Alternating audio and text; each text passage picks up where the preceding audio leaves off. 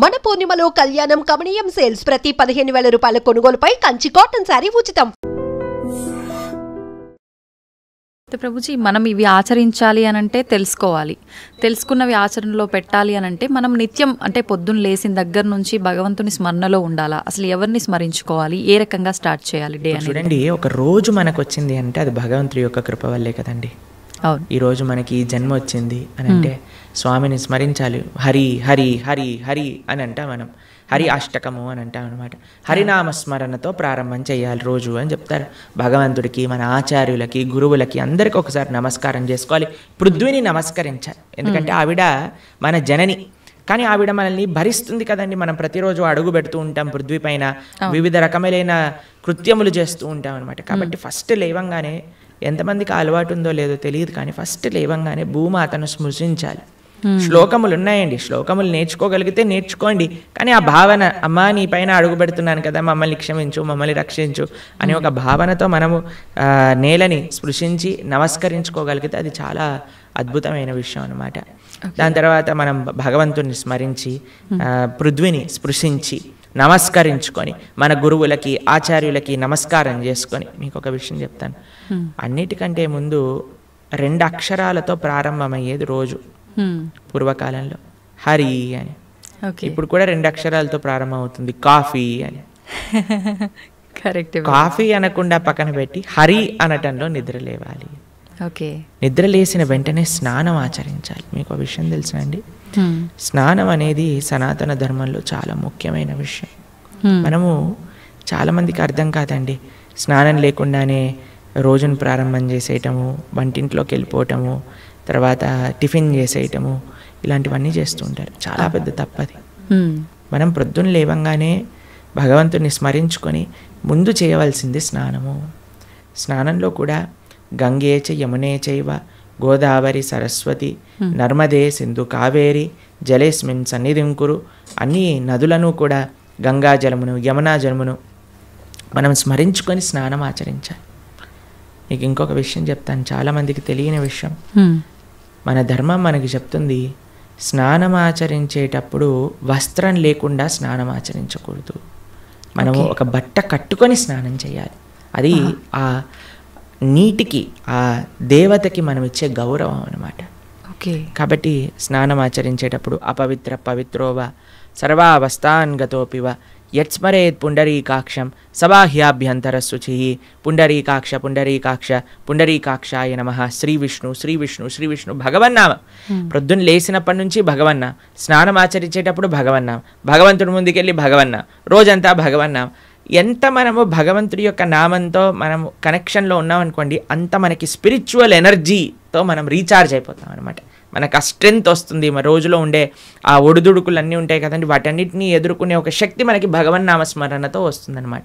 కాబట్టి ప్రొద్దున లేచాక హరినామస్మరణ, దాని తర్వాత చక్కగా మనం చేయవలసినది స్నానం, దాని తర్వాత భగవద్ ఆరాధన. ఇవి చేసేసుకున్నాం అనుకోండి, మనం ప్రొద్దున లేవంగానే ఫోన్కి ఛార్జింగ్ పెట్టేస్తాం కదా, అలా మన శరీరం ఛార్జ్ అయిపోతుంది ఇవి చేసేసుకున్న. దాని తర్వాత రోజులో ఉండే మన కార్యక్రమాలన్నీ కూడా మనం చేసుకుంటూ ఉండొచ్చు అనమాట. ఓకే. అయితే ప్రభుజీ, మనం ఆచరించే స్నానం ఎంతో ఇంపార్టెంట్ అని చెప్పి మీరు చెప్పారు. అది ఆచరించడం ఒక ఎత్తు అయితే సమయం కూడా ఇంపార్టెంట్ అని చెప్పి అంటుంటారు కదా ప్రభుజీ, ఏ టైంలో స్నానం ఆచరించాలి అని చెప్పి, అది ఎలా చూసుకోవాలి? మనము, మన శాస్త్రాలు చెప్తున్నాయి బ్రహ్మ ముహూర్తంలో నిద్ర లేవాలి అని.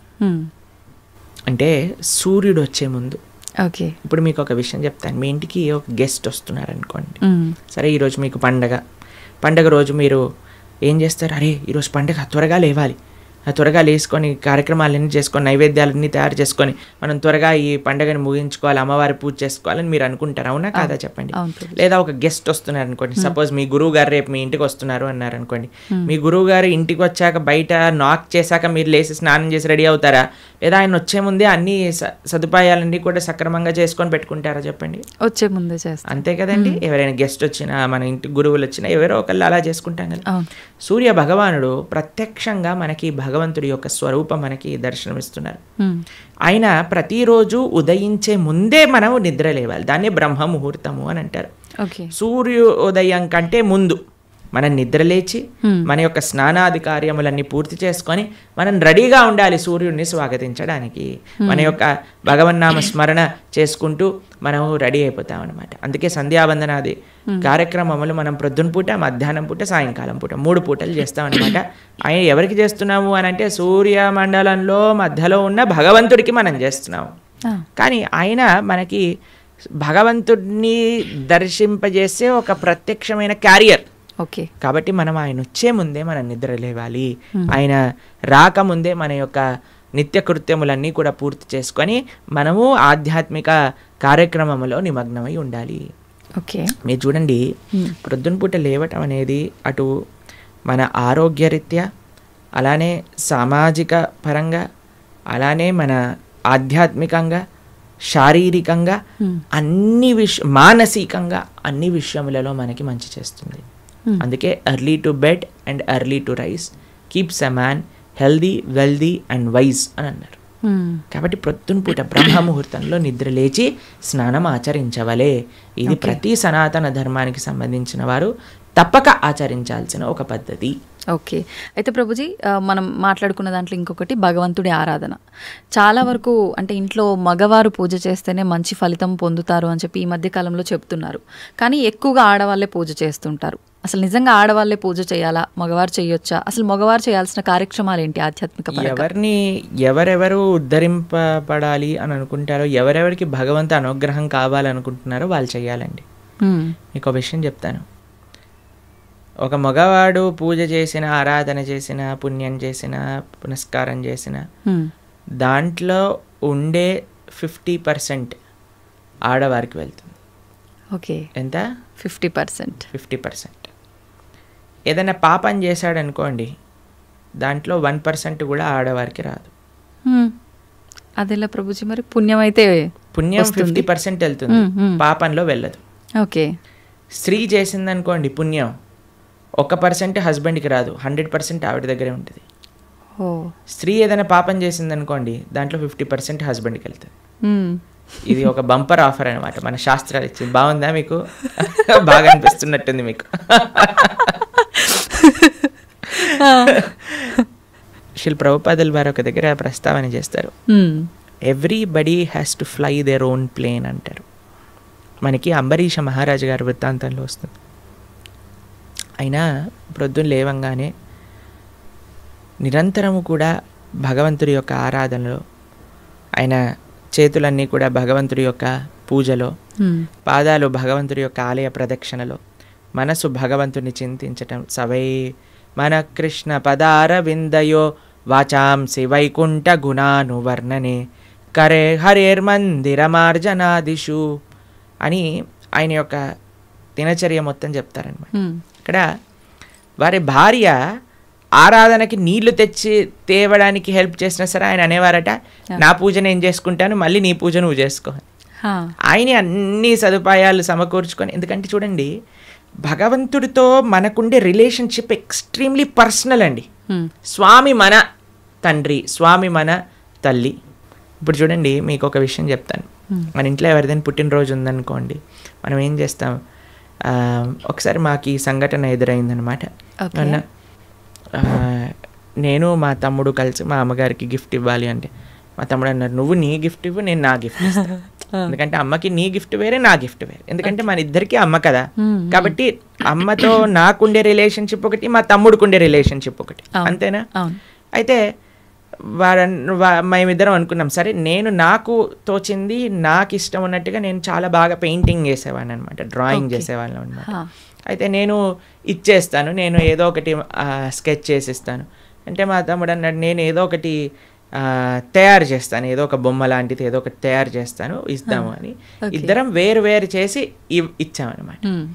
అంటే ఎందుకు అని అంటే, మనకి మన ప్రేమను వ్యక్తపరచుకునే మార్గం ఒకటి, ఒక ఇంట్రెస్ట్, ఒక టాలెంట్, ఒక way of expressing hour love ఉంటుంది, అంతే కదా. అలానే భగవంతుడితో కూడా ఒక భర్త తన కర్తవ్యం, అరే నేను భగవంతుడి యొక్క మార్గంలో, నాకు భగవంతుడు అవసరము, అందరికీ భగవంతుడు అవసరమే కదండి. ఆయన అందరికీ తండ్రి, తల్లి, పిత, పరమాత్మ అందరికీ ఆయనే. కాబట్టి మనం ఎలా ఆలోచించాలి అని అంటే, ఒక హస్బెండ్ తన ఆరాధన తాను చేసుకోవాలి, ఒక వైఫ్ తన ఆరాధనలోకి సంబంధించిన విషయములని సమకూరుస్తుంది, వంట చేసిస్తుంది, పూలమాలలు కట్టిస్తుంది.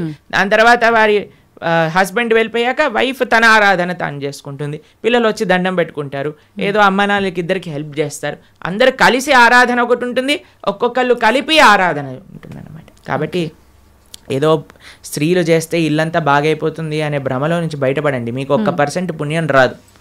కాబట్టి జాగ్రత్తగా మీ పూజ మీరు చేసుకోండి, మీరు బాగుపడాలి అని అనుకుంటే. కాబట్టి పురుషులు తప్పకుండా ఆరాధన చేయాలి. పురుషులు ఆరాధన చేస్తున్నారు కదండి, స్త్రీలు వదిలేయకూడదు. పురుషుడి ఆరాధన పురుషుడికి, స్త్రీ ఆరాధన స్త్రీ, పిల్లల ఆరాధన పిల్లలకి, అందరికి. ఇప్పుడు చూడండి, ఇంటి పెద్ద తింటే మిగతా వాళ్ళందరికీ కడుపు నిండిపోతుందా? లేదు, ఎవరికి వాళ్ళు తినాల్సిందే. అంతే కదండి. మీరు అంటారు కదా, అయ్యా మీరు తినండి, అయ్యా మేము పర్వాలేదు, మీరు తింటే మాకు తిన్నట్టే అని అంటారా?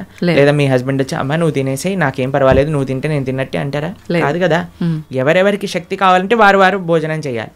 అలానే మనం కూడా మనకి శక్తి కావాలి, మనకి భగవంతుడి యొక్క కృప కావాలి అంటే మనం భోజనం చేస్తే ఎలా అయితే మనకి శక్తి వస్తుందో మనము ఆరాధన చేసుకుంటే అలా మనకి భగవంతుడి యొక్క కృప అనేది లభిస్తుంది. ఓకే ప్రభుజీ, చాలామంది ఏదైనా మంచి జరిగినా చెడు జరిగినా నా అదృష్టం బాగాలేదు, నా రాతి ఇంతవరకే ఉంది, భగవంతుడు ఇలా రాశాడు అని చెప్పి అంటూ ఉంటారు. నిజంగా అంటే మన చేతిలో ఏముండదా, మనం చేసే పనులను బట్టి మన లైఫ్ని డిసైడ్ చేసుకోవడం? భగవంతుడు పుట్టినప్పుడే అవన్నీ డిసైడ్ చేసి ఇలా అని చెప్పి చూస్తాడా? మనకి ఒక సర్కమ్స్టెన్స్ ఇస్తాడండి భగవంతుడు. చాయిస్ ఎప్పుడు మన చేతుల్లోనే ఉంటుంది, మనం ఏం చేయాలి అని. ఫర్ ఎగ్జాంపుల్ మీకు ఒక విషయం చెప్తాను. ఒకరికి ఇల్లు రాసుంది, ఒకళ్ళి ఇల్లు మీకు మీ జీవితంలో కలుగుతుంది అని రాసి ఉంటుందండి. కానీ ఆ ఇంట్లో ఏం చేస్తారనేది మీ చేతుల్లో ఉంది. ఓకే, ఇల్లు వస్తుందనే వరకు మాత్రమే మన చేతుల్లో ఉంది. ఇంట్లో ఏం చేస్తాం, మనం ఒక చక్కటి పూజ చేసుకుంటామా, పునస్కారం చేసుకుంటామా, లేదా 10 మందిని పిలిచి మందు పోసి డాన్స్లు వేస్తామా అనేది మన చేతుల్లో ఉంది. మీరు కానీ మంచి ఆరాధన చేసుకున్నారనుకోండి, ఆ పుణ్యాన్ని బట్టి మీకు నెక్స్ట్ ఏమవుతుందో రాసింది. లేదు మనం తప్పు చేసామనుకోండి, ఆ తప్పు బట్టి నెక్స్ట్ కర్మ ఏర్పడుతుంది అనమాట. What is return is what you will get. మనకేం వస్తుంది అని, దాంతో మనం ఏం చేస్తాము అనేది రాసలేదు. అది మనకు వదిలేశాడు భగవంతుడు. మన విచక్షణతో మంచి మనస్సుతో మనం దాన్ని ఆచరణ చేయాలి. అంటే మన చేతిలో ఉన్నట్టే 100% మన చేతుల్లో ఉంది. ఇప్పుడు అంటుంటారు కదా, పరిస్థితులను బట్టి ఇంట్లో వాతావరణాన్ని బట్టే పిల్లల బుద్ధులు కూడా అని చెప్పి. ఇప్పుడు ఇది కూడా అలాగే భగవంతుడు మనకు ఒక ప్లాట్ఫామ్ ఇచ్చి వదిలేశారు, ఎలా అనేది మన చేతుల్లోనే ఉంది. ఇప్పుడు మీకు ఒక ఫోన్ ఇచ్చారనుకోండి, ఫోన్ ఇచ్చారు, ఫోన్తో మీరు ఏం చేయొచ్చు అనేది మీ చేతుల్లో ఉంది. ఒకళ్ళు ప్రవచనమైనా అయినచ్చు, లేదా పిచ్చి పిచ్చి సీరియళ్ళు సినిమాలైనా చూడొచ్చు. ఫోన్ రావటం మన చేతుల్లో ఉంది, దాంతో ఏం చెయ్యాలి మీ చేతుల్లో. ఇప్పుడు మీరేం చేస్తారు, పిల్లల్ని స్కూల్లో వేస్తారు, మంచి స్కూల్ చూస్తారు. అరే ఈ పిల్లలు మంచి చదువుకోవాలి, మంచి స్కూల్లో చదువుకుంటే వాళ్ళు మంచి మార్గంలోకి వెళ్తారు. కష్టమైనా ఏదైనా సరే కష్టపడైనా సరే వాళ్ళని మంచి స్కూల్లో జాయిన్ చేస్తారు. మంచి స్కూల్లో జాయిన్ చేశాక వాడు చదువుతాడా లేదా అనేది ఎవరిపైన నిర్ధారణ పడి ఉంటుందండి? వాళ్ళపైన. ఒక స్కూల్లో ఒక టీచర్ 10 మందికి ఒకటే రాగంగా చదువు చెప్తుంది, కానీ ఒక్కొక్కరు ఒక్కొక్క విధానంగా చూసుకుంటారు. ఎందుకు? వాళ్ళ శ్రద్ధ బట్టి. ఓకే, అలానే మన జీవితంలో కూడా ఏమీ నీ దగ్గరకు వస్తుంది అనేది రాసి ఉంటుంది, దాన్ని ఎలా యూజ్ చేస్తావు అనేది నీ చేతుల్లో ఉంది. ఓకే ప్రభుజీ, అంటే దీని ఆధారంగా తీసుకుంటే అంతా మంచిగా ఎక్కువ డివోషనల్ సైడ్ ఉండి అన్ని మంచి పనులు చేసి న్యాయంగా ఉన్న వాళ్ళు కూడా చాలామంది ఇబ్బందులు పడుతున్న వాళ్ళని కూడా చూస్తున్నాం కదా. మరి భగవంతుడు అలాంటి వాళ్ళకి ఎందుకు సపోర్ట్ చేయడంటారు? మీకు ఒక విషయం చెప్తాను, చాలా జాగ్రత్తగా ఆలోచించవలసిన విషయం. నిజంగా ధార్మికంగా, నిజంగా ఆధ్యాత్మికంగా ఉంటే వాడు ఎప్పుడు నాకు ఇబ్బంది వచ్చిందని అన్నాడు. మీకు ఒక విషయం చెప్తాను. మా అమ్మమ్మ ఆవిడ పెద్దజీయర్ స్వామి వారి యొక్క శిష్యులు అనమాట. అయితే చాలా వృద్ధురాలు, 85 years దాటిపోయి ఉంటుంది. నడిచేటప్పుడు ఇలా వంగిపోయి నడుస్తారనమాట, మొత్తం ఇలా కిందికే చూస్తారు ఆల్మోస్ట్గా. చాలా ఆరోగ్యం అస్సలు బాగుండదు అనమాట. అయితే మాకు ఒకసారి ఫోన్ చేశారు. ఫోన్ చేశాక ఆవిడ రోజు ఒక 6-7 గంటలు భగవన్ నామస్మరణ చేస్తారు. విష్ణు సహస్రనామం రోజు 2 పూటలు చదువుకుంటారు, గీతా పారాయణ చేస్తారు, అన్నీ చేస్తారు. ఒకసారి నాకు ఫోన్ చేశారు, ఆ అమ్మమ్మ యొక్క ఆరోగ్యం అస్సలు బాగాలేదు, ఫోన్ చేసి ఆవిడ యొక్క ఆరోగ్యం బాగా అవ్వాలి, భగవంతుడికి ప్రార్థన చేస్తున్నానని చెప్పు అని అన్నారనమాట. అస్సలంటే అస్సలు బాగాలేదండి ఆరోగ్యం. అప్పుడు మేము ఫోన్ చేసి మీకోసం ప్రార్థన చేస్తామండి, మీ ఆరోగ్యం బాగా అవ్వాలి అని అంటే ఆవిడ అన్నారు, ఆరోగ్యం కోసం ప్రార్థన చేయాల్సిన అవసరం లేదు, ఈ ఆరోగ్యంలో తక్కువ ఎక్కువ అవుతూనే ఉంటుంది. నేను భగవంతుని ఎల్లప్పుడూ గుర్తుపెట్టుకోవాలి, మా ఆచార్యులు చెప్పిన విషయాలన్నీ మాకు గుర్తుండాలి, చనిపోయే చివరి క్షణంలో ఆ స్వామి యొక్క ఆ స్మరణ నాకు రావాలి అని దండం పెట్టుకో, ఆరోగ్యం గురించి దండం పెట్టుకోవాల్సిన అవసరం లేదు అని చెప్పి. నిజంగా ధార్మికమైన చింతన ఎవరికైనా ఉందనుకోండి, వారు ఎప్పుడూ కూడా నాకు వచ్చే కష్టం అని అనుకోరండి. వచ్చే ఒకటే కష్టం ఏంటో తెలుసా అండి, భగవంతుణ్ణి విస్మరించటమే నిజమైన కష్టం జీవుడికి. అది లేనప్పుడు ఏ కష్టంలోనైనా సరే భగవంతుడు కుంతిమారాని ఏమంటుందో తెలుసా అండి, అయ్యా నాకు ఇంకా కష్టాలు ఇవ్వు కృష్ణ అంటుంది. ఎందుకో తెలుసా, కష్టాలు ఇచ్చినప్పుడు నిన్ను గుర్తొస్తున్నారు, మాకు సుఖాలు వచ్చాయనుకో నిన్ను మర్చిపోతామని. కాబట్టి ధార్మిక చింతన ఉన్న ఏ వ్యక్తి కూడా కష్టం వచ్చింది అని అనుకోడు, ప్రతి ఒక్కటి భగవత్ ప్రసాదంగా స్వీకరిస్తారు. ఓకే, అది ముఖ్యమండి. మాకు ఎంతోమంది మీకు ఒక విషయం చెప్తాను. శ్రీల కదంబకానన స్వామి అని మా ఇస్కాన్లో ఒక స్వామీజీ ఉంటారనమాట. ఆయనకి 4th స్టేజ్ క్యాన్సర్. ఈరోజు టెస్ట్కి వెళ్ళారు, తెలిసిపోయింది, రేపు అడ్మిట్ అవ్వాలి డాక్టర్ అని చెప్పారు. మీరు ట్రీట్మెంట్లో ఉన్నారనుకోండి, 1 year మీరు హాస్పిటల్లో ఉండండి, మేము మీకు ట్రీట్మెంట్ చేస్తాము, ఒక 2-3 సంవత్సరాలు బ్రతుకుతారు మీరు అన్నారు. ఆయన అన్నారు, భగవంతుడు ఇచ్చిన జన్మ నాకు, దీన్ని భగవంతుడి యొక్క సేవలో వినియోగించుకోవాలి, 2-3 సంవత్సరాలు ఎక్స్ట్రా బ్రతకడం వల్ల ఏం చేసేది లేదు, కాబట్టి నేను బృందావనానికి వెళ్ళిపోతాను అని అన్నీ వదిలేసి బృందావనానికి వచ్చేసారు. సంవత్సరం పాటు అక్కడ పూర్తిగా తెలుసు ఆయనకు, ఒక్కొక్క రోజులో నా రోజు అయిపోతుంది, ఇంకా డాక్టర్స్ చెప్తున్నారు ఇంకా 10 రోజులు, ఇంకా 2 రోజులు, ఇంకొక రోజు మాత్రమే. బిందాస్గా కూర్చొని చైర్ పైన వాళ్ళ శిష్యులందరికీ కూడా ఉపదేశం చేసి, కీర్తన చేస్తూ, భగవన్నామ స్మరణ చేస్తూ, విగ్రహాలు ముందే పెట్టుకొని రోజు ఆరాధన చేస్తూ, చివరి రోజు కూడా నవ్వుతూ బ్రహ్మాండంగా ఆనందంగా ఆ మృత్యు యొక్క ఒడిలోకి, అంటే భగవద్భక్తులకు మృత్యు రాదండి, శ్రీకృష్ణ పరమాత్మ డైరెక్ట్గా వస్తారనమాట. కాబట్టి కష్టం ఏమి కష్టం కాదండి ఈ ప్రపంచంలో. కష్టం వచ్చినా సరే అది మనం పూర్వజన్మ చేసుకున్న ఫలము. ఇప్పుడు మీరు ఆయన మంచోడు అని అంటున్నారు అంటే, లేదా మంచి చేస్తున్నారు అనుకుంటున్నారు, ఇంతకు ముందు ఏం చేశామో మీరు చూసారా? లేదు. మనం ఇంతకు ముందు జన్మలో ఏం చేసుకున్నామో మనకు తెలియదు కదా. కాబట్టి కష్టం వస్తుంది అని అంటే అకారణంగా కష్టం ఎందుకు ఇస్తాడండి? భగవంతుడికి ఏం పని లేదా?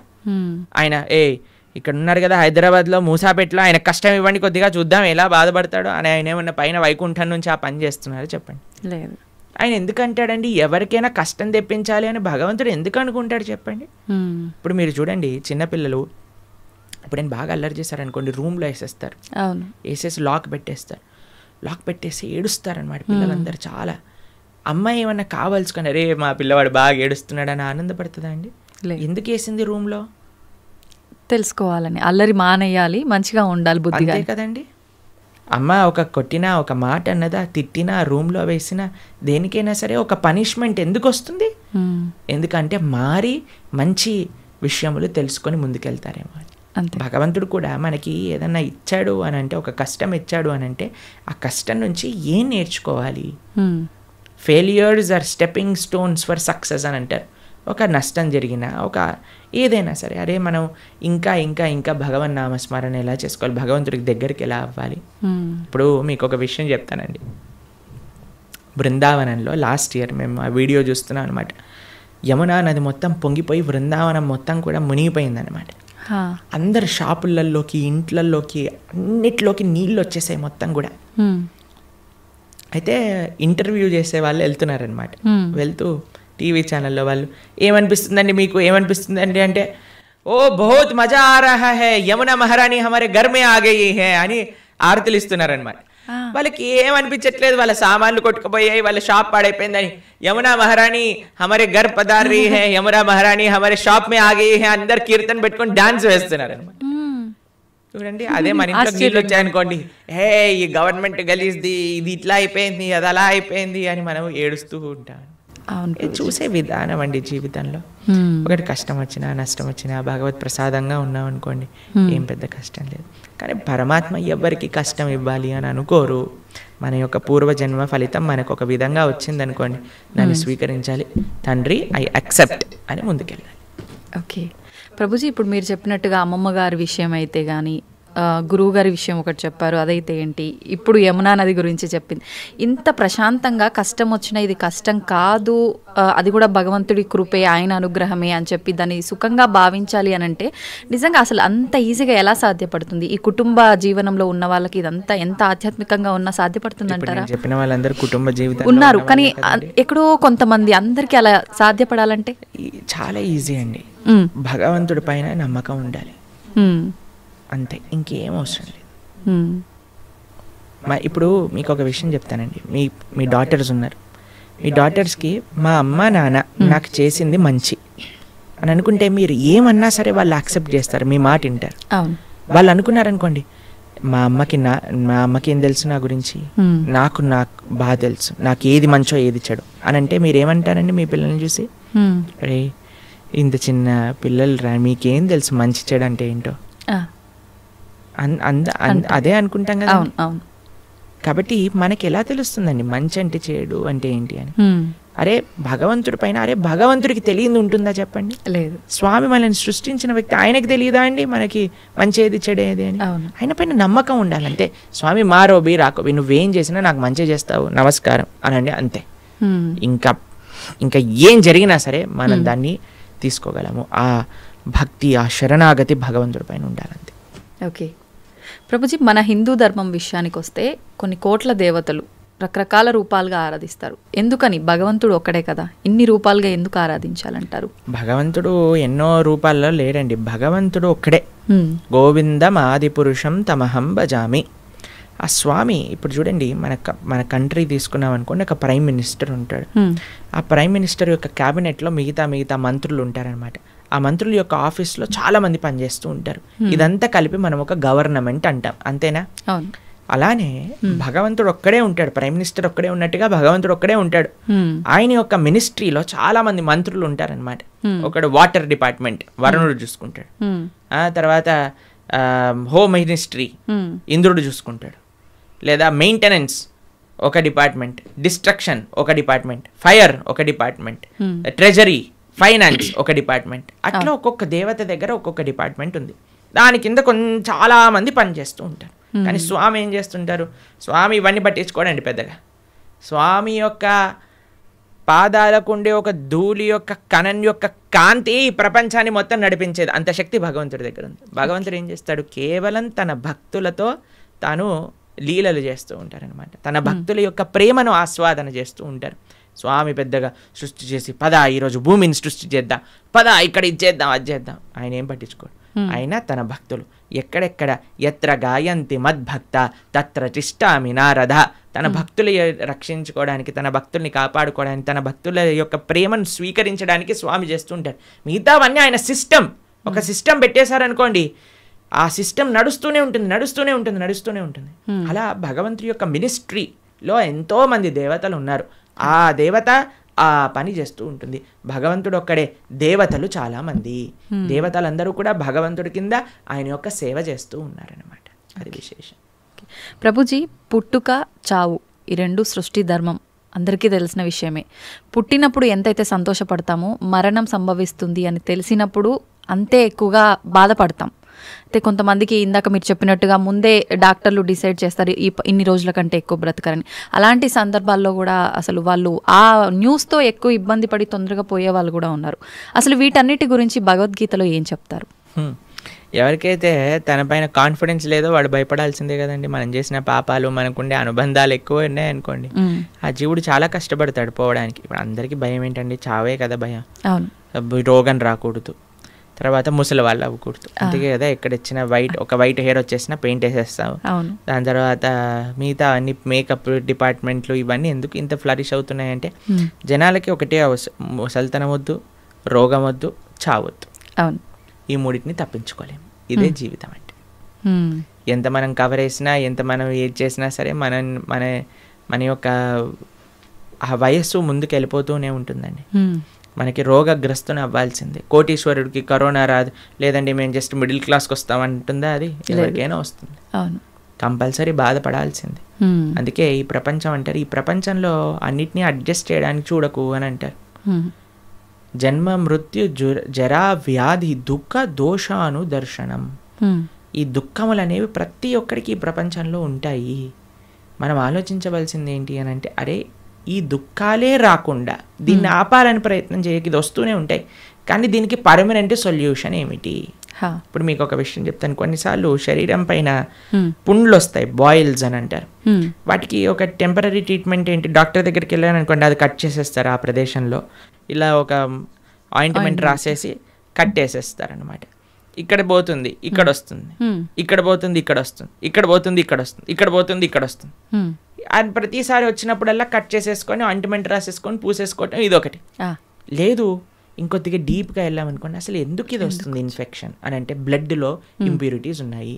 సరే let me cleanse my blood, ఆ రక్తాన్ని క్లెన్స్ చేద్దాం అని ఆ క్లెన్జింగ్ ప్రాసెస్తో ఉన్నారనుకోండి, పర్మనెంట్గా అసలు బాయిల్సే రావు కదా. అవును, మనం ఏం చేస్తున్నాం, మరమ్మత్తు చేస్తున్నాం, చిన్న చిన్న మరమ్మతులు చేస్తున్నాం అనమాట. పుండెని ఊదుతున్నాం మనం. అరే పుండే రాకుండా చూసుకో అని ఆధ్యాత్మిక మార్గం చెప్తాం. కాబట్టి మనం ఏం చేయాలి, ఆ బ్రహ్మభువనాలోక పునర్ ఆవృత్తినో అర్జున మాముపేత్యతు కౌంతయ్య పునర్జన్మన. భగవంతుణ్ణి ఆశ్రయించాలి. భగవంతుణ్ణి చేరుకున్న వాడికి ఎప్పుడు మళ్ళీ ఇలాంటి కష్టములు రావు. అందుకే జన్మ మృత్యు ఇవన్నీ కృష్ణుడు భగవద్గీతలు చెప్పారు. పుట్టిన ప్రతివాడు చావక తప్పదు, చచ్చిన ప్రతివాడు పుట్టక తప్పదు. ఎప్పటి వరకు? భగవంతుడి దగ్గరికి వెళ్ళనంత వరకు. అందుకే మన మానవ జన్మ యొక్క ప్రయోజనం ఏంటి అంటే స్వామి దగ్గరికి వెళ్ళి స్వామి యొక్క సేవ చేయటము. ఓకే ప్రభుజీ, భగవద్గీత అంటే ఇప్పుడు చాలా వరకు చనిపోయిన వాళ్ళు దగ్గర మాత్రమే వినిపిస్తోంది. అసలు ఏంటి నిజంగా భగవద్గీత అనేది ఆ సమయంలో మాత్రమే ఉపయోగించుకోవాల్సిన ఒక అంశం అంటారా? భగవద్గీత చనిపోయిన వారి దగ్గర పెట్టడంలో ఉండే అంతరార్థం ఏంటి అని అంటే, వీడు ఎలానో గీత నేర్చుకోకుండా వెళ్ళిపోయాడు, కనీసం మీరైనా మారండ్రా అని చెప్పే ఒక విషయం అనమాట. మీరు చూడండి, చనిపోయిన వాళ్ళ దగ్గర గరుడ పురాణాన్ని వినిపిస్తారు. తెలుసా మీకు ఎప్పుడైనా? గరుడ పురాణాన్ని పారాయణ చేయిస్తారనమాట ఎవరైనా చనిపోయారనుకోండి. గరుడ పురాణంలో ఏముంటుందో తెలుసా? నరకాలు ఎలాంటివి, ఎవరెవరు ఏ ఏ నరకానికి వెళ్తారు, ఏ ఏ తప్పులు చేయటం వల్ల ఆ నరకంలో ఏ ఏ శిక్షలు అనుభవించవలసి వస్తుంది అనేవన్నీ కూడా గరుడ పురాణంలో చెప్పున్నారనమాట. ఎందుకు చెప్తారు చనిపోయిన వాళ్ళ దగ్గర అంటే, మిగతా వాళ్ళైనా కనీసం ఇప్పుడు చూడండి, ఎక్కడికి రాకపోయినా వచ్చినా సరే చనిపోయారు అనేసరికి మొత్తం ఇంటిల్లిపాది ఒక దగ్గరకు వస్తుంది. అప్పుడు వచ్చినప్పుడు ఎప్పుడైతే వాళ్ళు ఈ విషయాలు వింటారో వాళ్ళ జీవితంలో పరాకుగా ఉంటారు అని అర్థం. ఓకే, కనీసం ఆ ఎక్స్పెక్టేషన్స్ అంటారు. ఇప్పుడు చూడండి, మన పోయినవాడు పోతాడు, తర్వాత మధ్యాహ్నం ఏంటి మెన్యూ చెప్పండి, ఏమి ఆర్డర్ చేయాలి క్యాటరింగ్ నుంచి అని అందరూ కూర్చొని సినిమాలు చూసుకుంటూ హ్యాపీగా 10-15 రకాలు భోజనం చేసి హాయిగా ఎవరింటికి వాళ్ళు వెళ్ళిపోతున్నారు అనమాట. చనిపోయిన వాళ్ళ దగ్గర గీత చెప్పటంలో అంతరార్థం ఏంటి అని అంటే, వాడు పోయాడు, కనీసం నీ జీవితమైనా చక్క పెట్టుకో అని. ఓకే, కానీ చనిపోయినప్పుడు వినవలసింది కాదండి గీత. ఇప్పుడు మన గీత చదువుకుంటే మన రాత బాగుపడుతుంది, అందుకోసం గీత చదవమని చెప్తారనమాట. ఓకే, అది విశేషం. ప్రభుజీ, ఆలయాల విషయానికి వస్తే ప్రతి ఆలయంలో కూడా గంటలు ముఖ్యంగా మనకు కనిపిస్తూ ఉంటాయి. ఏంటి ప్రభుజీ గంటలకి ఆలయానికి ఉన్న సంబంధం? భగవంతుడి యొక్క నివేదన చేసేటప్పుడు గంటను మ్రోగించవలే అని ప్రతి దాంట్లో మనకు గంట ఉపయోగించరండి. కొన్ని కైంకర్యములు ఉంటాయి భగవంతుడికి. స్వామి యొక్క అభిషేకం చేసినప్పుడు అన్ని వాద్యములు కూడా గంటలో ఉంటాయి, గంట స్వరూపంలో ఉంటాయి అని అంటారనమాట. కాబట్టి ఆ గంటని భగవంతుడి యొక్క నైవేద్యములలో వాడుతుంటారు. స్వామికి నివేదన చేసేటప్పుడు గంటలు మోగుతూ ఉంటాయి. మీరు తిరుమల వెళ్ళారనుకోండి, టంగ్ టంగ్ టంగ్ టంగ్ అని మోగుతూ ఉంటాయి గంటలు, నైవేద్య గంటలు అనమాట. మీకు కృష్ణుడు ఒకసారి బృందావనంలో దొంగతనం చేయడానికి వెళ్ళారనమాట. అప్పుడు ఒక గోపిక ఏం చేసిందంటే అన్ని ఉట్టి కట్టేసింది, వెన్న మొత్తం కూడా కృష్ణుడికి అందకూడదని. తర్వాత కృష్ణుడు ఏం చేసేవాడు, ఉట్టి కడితే రాయి వేసేసాడు వాడు. రాయి వేయంగానే కుండకి చిన్న రంధ్రం పడేది, చక్కగా అక్కడ నుంచి మొత్తం వెన్న ఇలా ఫౌంటైన్ లాగా షవర్ లాగా వచ్చేస్తుంది అనమాట. కింద అందరూ పాలు పెరుగు వెన్న నెయ్యి అన్ని తాగేస్తూ ఉండేవారు. అయితే ఈ గోపిక కొద్దిగా తెలివైన గోపిక, ఇప్పుడు ఏం చేసింది తెలుసా అండి, ఈ ఉట్టితో పాటు గంటలు కూడా కట్టింది. ఉట్టిని ఊపారనుకోండి గంట మోగుతుంది, వెంటనే వచ్చి కృష్ణుడిని పట్టేసుకోవాలి. తర్వాత కృష్ణుడు అన్నాడు, సరే వెయ్యండి, ఒకళ్ళ పైన ఒకళ్ళు నించోండి అనగానే ఒకళ్ళు ఉన్నారు. కృష్ణుడు పైకి ఎక్కాడు. పైకి ఎక్కగానే గంటలు చూశాడనమాట. గంటలు చూసాగానే భగవంతుడు అన్నాడు, ఏ గంటలారా మోగకూడదు అని అన్నాడు. సరే స్వామి మీరు ఏం చెప్తే అది మోగం అని కూర్చున్నాయి అనమాట. కృష్ణుడు వెంటనే లోపల చేయబెట్టి బ్రహ్మాండంగా వెన్న తీసి అందరికీ పంచుతాడు. కృష్ణుడు ఎప్పుడు తాను తినేవాడు కాదండి, అందరికీ పంచేవాడు. మన భగవంతుడికి ఉన్న లక్షణమే అది, ఇవ్వటం తప్ప ఆయనకేం తెలియదు. ఇస్తుండేవాడు. తన స్నేహితులకు పెట్టేశారు, కోతులకు పెట్టేశారు, ఆయన దగ్గర ఉన్న వాళ్ళందరికి పెట్టేశారు. ఇంకా లాస్ట్కి ఆయన తినాలి అని నోట్లో పెట్టుకోగానే గంటలన్నీ మోగటం ప్రారంభం చేశాయి. ఆ గోపిక వచ్చేసింది, పట్టేసుకుంది. భగవంతుడు అనుకున్నాడు, ఆ గోపిక పట్టేసుకొని లాగేస్తుంటే, రే గంటలారా చెప్పాను కదరా మిమ్మల్ని మోగద్దా అని, ఎందుకు మోగారు, ఇప్పటి వరకు బాగానే ఉన్నారు కదా. అయ్యా ఏం లేదండి మాకు అలవాటు కదా, మీరు నైవేద్యం స్వీకరిస్తుంటే మోగటామని, అందుకే మీరు తింటాం ప్రారంభం చేయగానే మేము మోగేసాము అని అన్నాయి అనమాట గంట. కాబట్టి అందరికీ కూడా భగవంతుడి యొక్క సేవలో వినియోగించుకోవాలి అనే ఒక లక్షణం ఉంటుందన్నమాట. గంట భగవంతుడికి నివేదన చేసేటప్పుడు గంట మోగించడం, భగవంతుడికి కైంకర్యం జరిగేటప్పుడు గంట మోగించడం. ఎందుకంటే సర్వ వాయిద్యములన్నీ కూడా ఘంటానాదంలో ఉంటాయి అని మన శాస్త్రములు చెప్తున్నాయి అన్నమాట. కాబట్టి గంటను ఉపయోగించాలి మంత్రంతో పాటు, కైంకర్యంతో పాటు అని మనకి చెప్తారనమాట. ఓకే ప్రభుజీ, అలా అని ఊరికే ఆలయంలోకి వెళ్ళి టింగ్ టింగ్ అని ఊరికే ఎక్కడున్నా సరే ఏదున్నా పాపం భగవంతుడికి ఎందుకంటే డిస్టర్బెన్స్. కాబట్టి మనం వచ్చామని ఆయన గంట మోగిస్తేనే మన వైపు చూడడు. మనం మంచి చేస్తే ఆయన నువ్వు గంట మోగించినా సైలెంట్గా ఆలయం బయట నుంచి భగవంతుని చూసినా ఆయన మనల్ని చూస్తారు. ఎందుకంటే ఆయన చెప్పిన మాట వింటున్నాం కాబట్టి. ఏం మాట వినకుండా టంగ్ టంగ్ సినిమాలలో గా రక్తం గారేటట్టుగా గంటలు కొట్టి మనం కింద బేవోష్ అయిపోవాల్సిన అవసరం ఏం లేదు. భగవంతుడి యొక్క అటెన్షన్ కావాలి అనుకుంటే మనం స్వామి యొక్క మాటలు, గీత, భాగవత, రామాయణాదులు మనం విని మనం దాని జీవితంలో ఆచరిస్తున్నాము అని అంటే స్వామి వెయిట్ చేస్తూ ఉంటారు. శ్రీల భక్తి సిద్ధాంత సరస్వతి ఠాకూర్ అని మా ఆచార్యులు ఆయన చెప్తారనమాట, don't try to see Krishna, serve Krishna in such a way that Krishna would want to see you అని అంటారు. ఆయన ఏమంటారంటే దేవుణ్ణి చూడాలి చూడాలి అని పరితపించకు, భగవంతుడి యొక్క సేవ ఎలా చెయ్యి అని అంటే భగవంతుడే నిన్ను చూడాలి అని అనుకోవాలి, అట్లా సేవ చేయటం నేర్చుకో అని అంటారనమాట వారు. కాబట్టి ఆ విధంగా మనం ఉండేటట్టుగా ప్రయత్నం చేసుకోవాలి. గంట ఆడవాళ్ళు కొట్టకూడదు పూజా సమయంలో హారతి ఇచ్చేటప్పుడు, కానీ పక్కన మగవాళ్ళు గంట కొట్టాలి, ఆడవాళ్ళు హారతి ఇవ్వాలని వింటూ ఉంటాం. నిజంగా గంట ఆడవాళ్ళు కొట్టకూడదు అంటారు? అలాంటివి ఏం లేదండి, భగవంతుడి యొక్క సేవలో అందరు సమానమే. ఇంకొకటి సేవ అన్నారు. భగవంతుడికి భక్తితో మనం చేసే పనులు ఇష్టపడతాడా, లేదంటే సేవ చేస్తే ఎక్కువగా అనుగ్రహిస్తాడంటారా? భక్తితో సేవ చేస్తే ఇష్టపడతారు. పూజల కన్నా సేవని ఎక్కువగా ఇష్టపడతారా? సేవ అంటే భగవంతుడికి చేసే ఆరాధన కూడా సేవనే. శ్రీ విగ్రహ సేవ అని అంటాం. భగవంతుడికి నైవేద్యం సమర్పణ చేయటం సేవనే, లేదా గోవులకి సేవ చేయటం సేవనే, 10 మందికి భగవత్ ప్రసాదాన్ని నివేదన చేయటం సేవనే, 10 మందికి భగవంతుడికి సంబంధించిన విషయములు చెప్పటం సేవనే, ఆలయానికి వెళ్ళటం సేవనే. కాబట్టి భగవంతుడి యొక్క భక్తులకి సేవ చేయటం సేవనే. ఎన్నో రకాల సేవలు ఉన్నాయండి. స్వామి యొక్క ఆరాధన సేవాభావనతో ఏమి సేవ అంటే ఏంటో తెలుసా అండి? ఇప్పుడు ఏదైనా అపేక్షించామనుకోండి అది బిజినెస్ అవుతుంది, సేవ అవ్వదు. తండ్రి నేను ఈ పూజ చేస్తాను, నువ్వు నాకు అది ఇవ్వు, సేవ కాదు, అది బిజినెస్. బిజినెస్ ట్రాన్సాక్షన్ మాత్రమే. సేవ అంటే నాకేం వద్దు తండ్రి, నేను నీకు చేస్తా, అది సేవ. భగవంతుడికి సేవ కావాలి, ఈ బిజినెస్ వద్దు భగవంతుడు. ప్రభుజీ, చాలామంది పూజా కార్యక్రమాలు ఇలాంటి వాటికి దూరంగా ఉంటారు, కానీ అప్పుడప్పుడు పెద్ద పెద్ద క్షేత్రాలకి, ఆలయాలకు వెళ్ళి భగవంతుడి ఆలయంలో క్లీనింగ్ ఇలాంటి కార్యక్రమాల్లో ఎక్కువగా పాల్గొంటుంటారు. అందువల్ల కూడా ఫలితం ఉంటుందంటారా వాళ్ళకి? భగవంతుడికి సంబంధించింది ఏ చేసినా ఫలితం ఉంటుందండి, కానీ కన్సిస్టెంట్గా చేయటం వల్ల అది మనకి. ఇప్పుడు చూడండి, ఒక వ్యక్తి అన్నారు అనుకోండి, సంవత్సరంలో 3 సార్లు యోగా చేస్తానండి, దానివల్ల ఏమవుతుందండి? పెద్ద రిజల్ట్ ఏమి ఉండదు కదా. అంతే కదా. కాబట్టి మనము సంవత్సరంలో 3 సార్లు పండగలు వచ్చినప్పుడు మేము ధార్మికం అయిపోతాం, అలా కాదండి. కాన్స్టెంట్గా వాకింగ్ చేశారనుకోండి దాని ఫలితం ఉంటుంది, కాన్స్టెంట్గా యోగా చేశారనుకోండి దాని ఫలితం ఉంటుంది, కాన్స్టెంట్గా భగవన్ నామస్మరణ చేయాలి, కాన్స్టెంట్గా భగవంతుడి యొక్క సేవ చేసుకోవాలి, అప్పుడు మనకి ఫలితం ఉంటుంది అనమాట. అందుకే అహైతుకి అప్రతిహత అని అన్నారు. అహైతుకి భక్తి, అప్రతిహత భక్తి అని అంటే ఏమీ అపేక్ష లేని, భగవంతుడి నుంచి ఏమి అపేక్షించకుండా కన్సిస్టెంట్గా చేసినప్పుడే భక్తి అవుతుంది.